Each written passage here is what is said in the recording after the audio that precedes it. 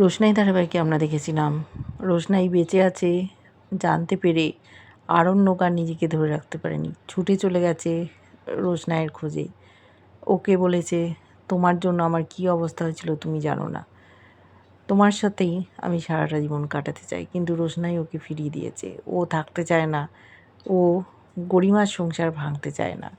আরণ্যক বলেছে আমি আবার ফিরে আসবো, ওর বাবাও ফিরিয়ে দিয়েছে। এদিকে সুরঙ্গমা তার স্বামীর সাথে অনেক কথোপকথন করছে, নিজেকে নির্দোষ প্রমাণ করার চেষ্টা করছে।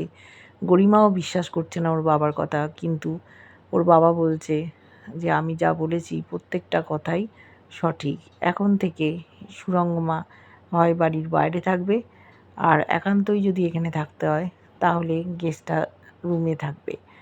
আর আমার তরফ থেকে যে কেউ এই বাড়িতে আসতে পারে, বাধা দিতে পারবে না সুরঙ্গমা। জানতে চেয়েছিল কে আসবে, বলেছে সে কৈফিয়ত আমি তোমায় দেব না, ডিভোর্স করে দেবে বলেছে।